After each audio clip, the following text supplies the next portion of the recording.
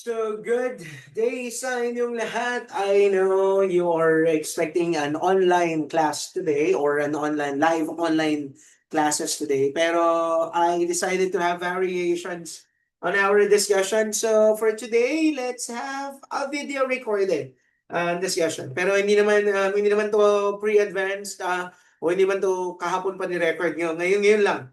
Ngayon ko lang din siya ni-record, no? So, um, kahapon pinag-uusapan natin, no? Pinag-uusapan natin yung human rights, no? Pinag-usapan natin yung human rights. No?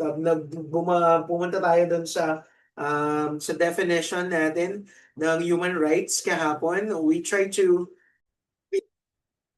pinag-usapan din natin that the concept of human rights is no longer it's no longer given only to the privileged but to everyone, no? Kaya nga babalikan natin yung quote na sinabi, the candle of this human rights are shining not just only for few people but for everyone, sa lahat ng mga tao, no? So human rights, once achieved by individuals, should always be protected by the government. Ganda nung definition na yun. Once an individual achieved human right, it should be protected by the government. Unang-una, dapat pinahahalagahan ng gobyerno itong tinatawag na human rights. Dapat inaalagaan ng gobyerno itong human rights, no? Pero sana nangyayari talaga kasi nga nakakalungkot isipin na minsan, no, ito pang mga tao sa gobyerno, sila pa yung mga gumagawa ng paraan para hindi natin ma-enjoy yung tinatawag nating human rights, no? So sana in this discussions, no, mas maintindihan at mas maunawaan natin kung paano ba dapat ginagawa ng gobyerno yung pagpoprotekta dun sa human rights ng isang individual, no? So, it greatly contributes not only to the personal growth of the individual, but also the development of the country. A country without preserving human rights, or a country that does not preserve the human rights of its citizens, is a country that is even worse than third world country, probably. No? So third world country kasi may kakayahan ka. No? May kakayahan kang umahon. May kakayahan kang baguhin yung iyong kapalaran sa pamamagitan ng sarili mong mga choices. Di ba? Sa third world country, oo, mahirap ang buhay. Sa third world country, oo, mahirap yung mga pang-araw-araw mong pinagdadaanan. Pero may pagkakataon kang baguhin yung mga bagay na yun. No? Pero kapag ang bansa mo ay wala ng human rights, kapag ang bansa mo ay hindi pinapahalagan yung karapatang pantao ng bawat isa, parang napakahirap mabuhay. No? So, kung ako ay papipiliin, mas gusto ko na mabuhay doon sa lugar kung saan sobrang halaga ng human rights, di ba? Kahit na mahirap yung pang-araw-araw, kahit na maraming challenges yung pang-araw-araw, no? Kakayanin mo yun eh, no? Pero yung hindi ka nire-respeto bilang tao, parang napakahirap ng pang-araw-araw, no? So, babalik na kayo dun sa paborito kong definition ng trabaho, no? Why do people look for a job? Because they want a dignified life is a life lived with human rights, no? Ganun yung ibig sabihin noon, no? Ganun yung gustong iparating sa atin nung sinasabi nito, no? Sabi nga dito, high performance in human rights indicator contributes to the productivity of the people. Kapag pakiramdam ng tao, inaalagaan at binabantayan siya. Kapag pakiramdam ng tao, pinahahalagahan at may respeto ang mga tao sa kanya. So probably nagiging mas productive, nagiging mas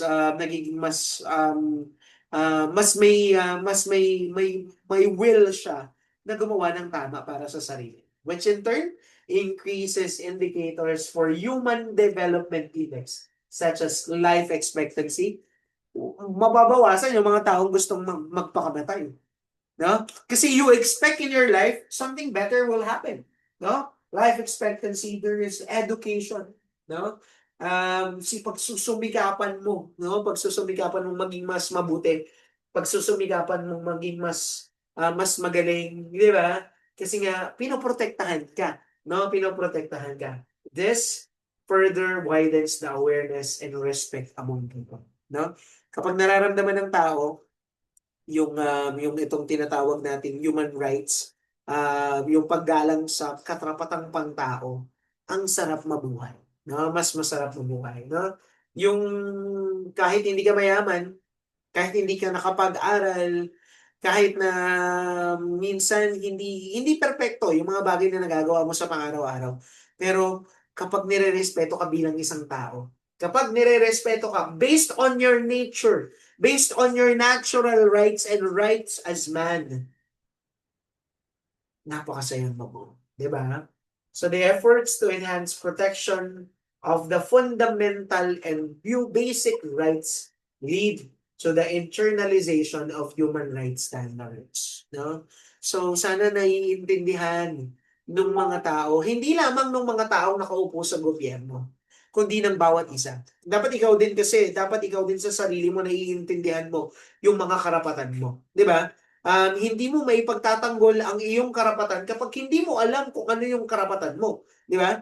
So, for example, ikaw bilang estudyante, karapatan mo na sana pagkatapos ng klaseng ito or pagkatapos ng bawat lecture, ay may natutunan ka. Di ba? Kasi kung ang iniisip mo sa pagiging estudyante ay nakaupo ka lang dyan at nakikinig ka sa 30 minutes na pagsasalita ng guro mo, tapos hindi mo naiintindihan na, ay, dapat every time na nagsasalita sila, may natututunan ako. Kapag hindi yun malinaw para sa'yo, you're losing or you're wasting your chance. Di ba? So, ganun yung perspective, ganun yung idea. No? So, the effort of protecting our fundamental rights, no, leads to the internalization of the standard of what is right and what's wrong. No? So under the supervision and jurisdiction of international organization of which the Philippines is signatory, the ICC, di ba?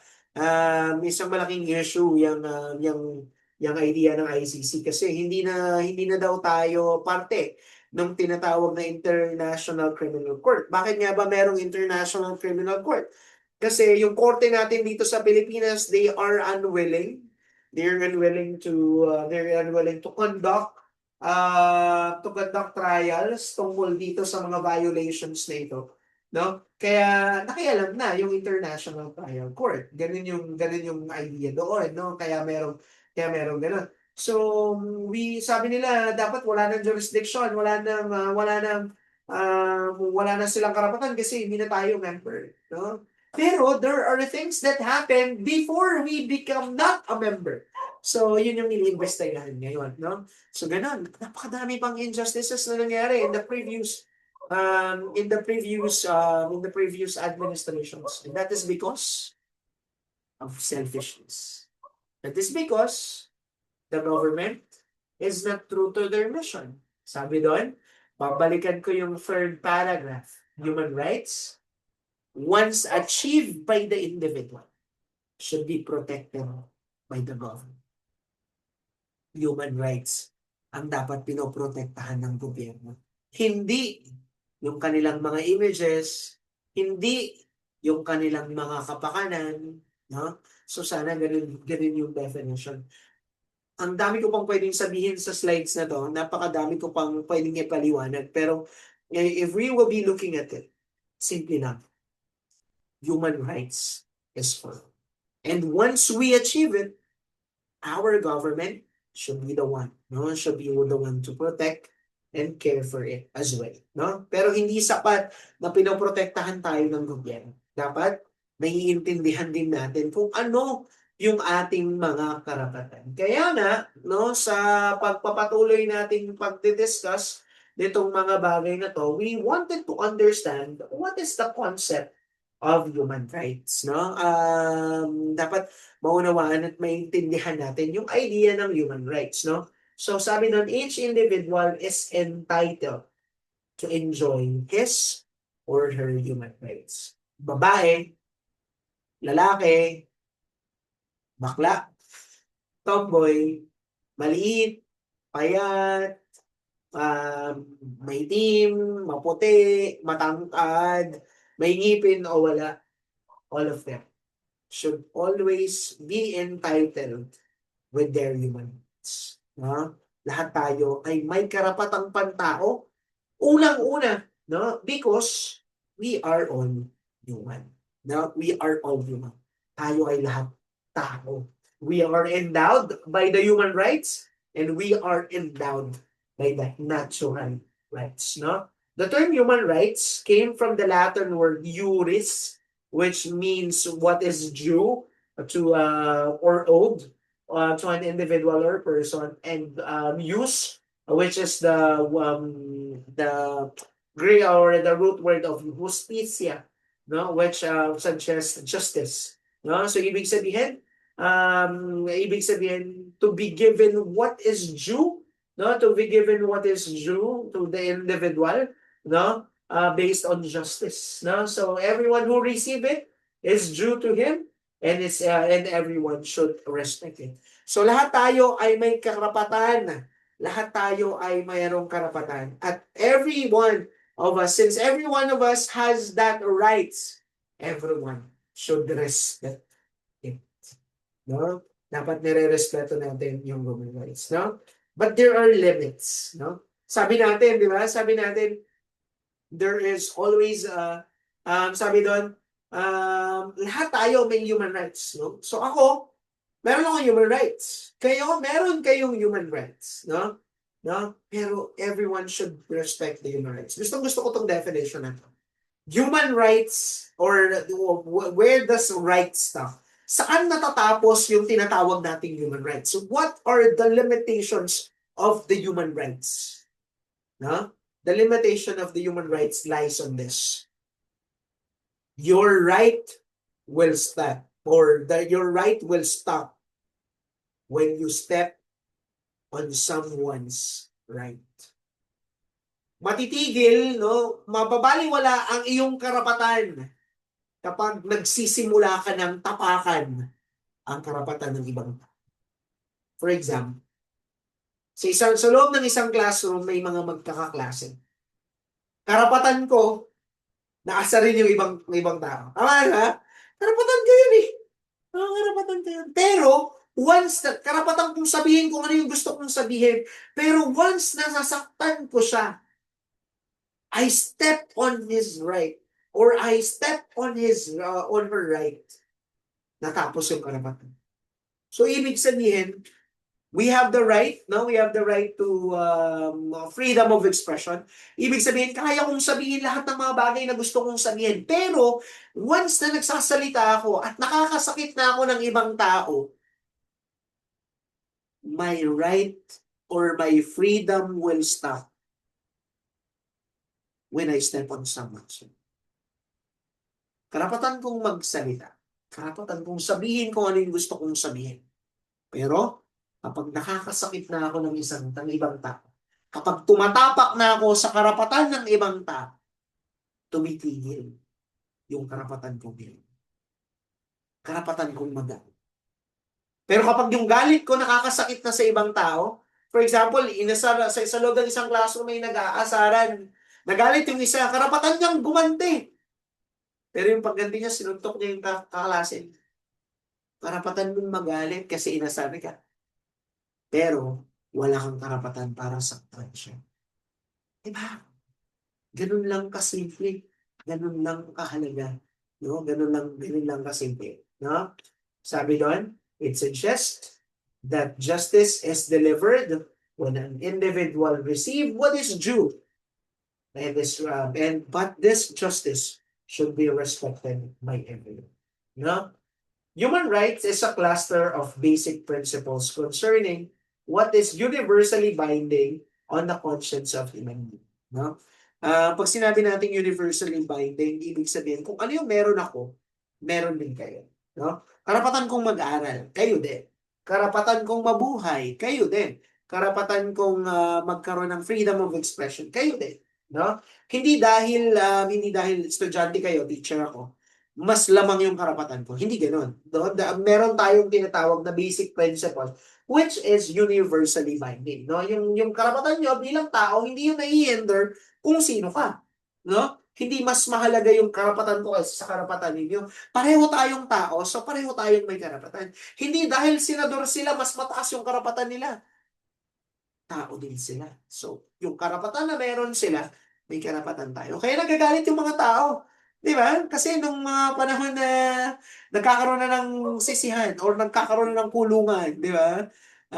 Bakit ganun? Yung mga normal na kulong, ng mga nakakulong, nakulong sa mainit na selda, itong mga korap na ito, no? Na nagpakasasa sa pera ng tao, no?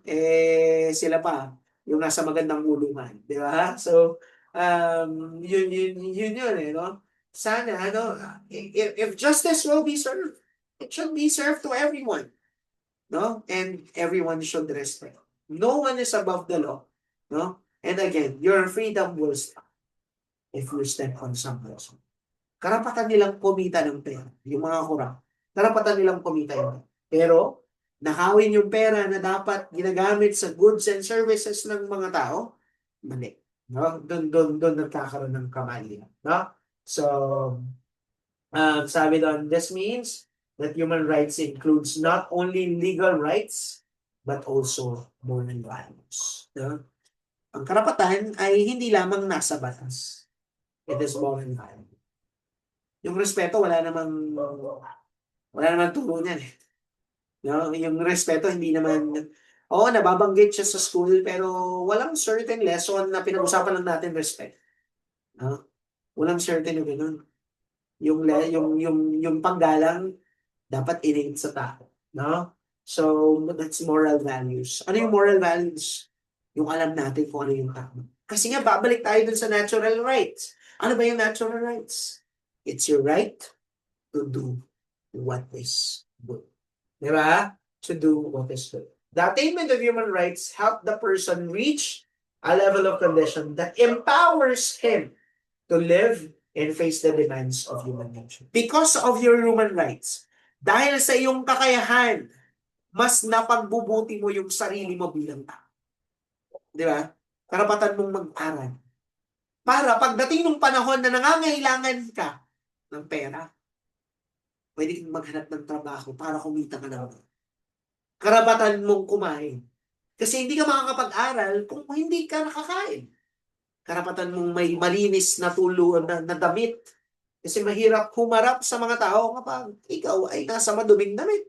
Di ba? So in order for you to attain, no, to face the demands of the human nature, you need to fulfill your needs, no, your needs, no. It entails respecting the rights of others as part of his or her moral responsibility. So yung pagrespeto sa dignidad or sa rights ng bawat tao is a part of our moral responsibility bilang isang tao. No? So, hindi siya dahil nakasulat dito. No? Kundi yun ang hinihingi sa atin ng ating nature. Again, mas masarap maging mabuti sa lahat ng pagkakataon. Maaaring hindi ka laging tama, pero sana pilitin natin maging mabuti at irespeto ang lahat, no, ng karapatan natin. Again, I will end this discussion with that idea. Your freedom, your rights will stop when you step on someone's foot. Again, muli, maraming salamat.